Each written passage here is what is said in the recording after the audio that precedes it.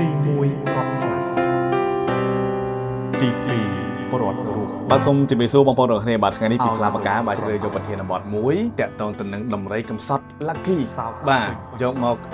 ហាត់សរសេរអក្សរដៃទាំងអស់គ្នាបាទដោយសារតែមួយរយៈនេះគឺកំពុងតែបាទមានការជជែកវែងញែកខ្លាំងមែនទែនបាទក៏ដូចជាកំពុងតែបូមខ្លាំងតាក់ទងទៅនឹងរឿងដំរីដែលកំសត់នេះបាទដំរី Lucky ហ្នឹងណាបាទទើបតែប្រត់ប្រាស់ពីម្ដាយទីតីតាំងពីតូចណាបាទឥឡូវនេះបែកយើងហៅថាជាពុកទៅចោះបាទជាពុកទៅចោះបាទដែលមើលថែគាត់ក្នុងរយៈពេល26ឆ្នាំបាទឥឡូវកំពុងតែកំសត់មែនទែនបាទធ្វើឲ្យបងប្អូនយើងទាំងអស់គ្នាបាទទាំងប្រុសទាំងស្រីបាទស្ទើរតែស្រក់ទឹកភ្នែកពេញផ្ទៃប្រទេសហើយបាទហើយគេអញ្ចឹងដោយសារតែដំរីគាត់អត់ចេះភាសាអីត្រូវនិយាយបានទេអញ្ចឹងទៅបាទពីស្លាបកាសូមតែងជាកំណាព្យនឹងមួយដើម្បីបរិយាយពីដំរីដែលកំសត់នេះតែម្ដងបាទត្បិតខ្លួនជាសត្វ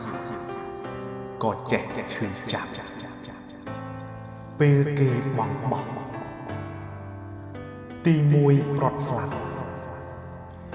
ទី2ប្រត់រស់ឲ្យមនុស្សស្រណោះសោកពេញស្រុកទេស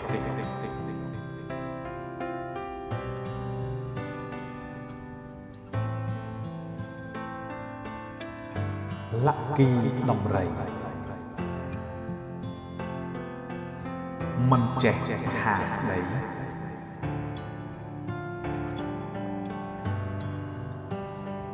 តែញៀនពិសេស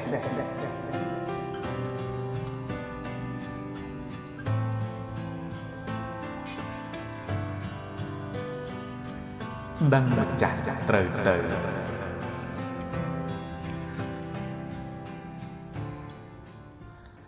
ខាំងផ្លូវដូចនេះ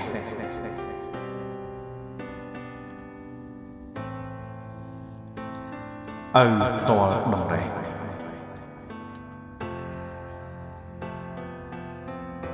លួចយំសស្រាក់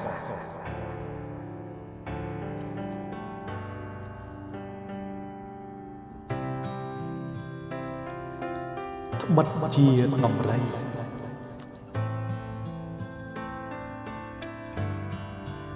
ឃ្លាតម្ដាយពីព្រៃ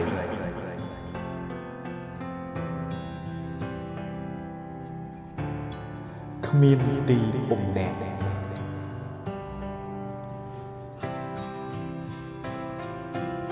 ដឹងថាឃ្លាតឪ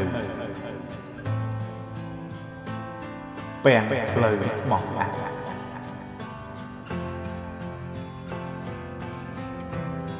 ទឹកភ្នែកសស្រាក់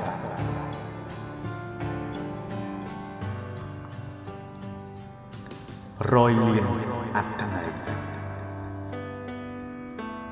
បាទអញ្ចឹងកំណាព្យគឺមានតែប៉ុណ្ណេះទេបាទ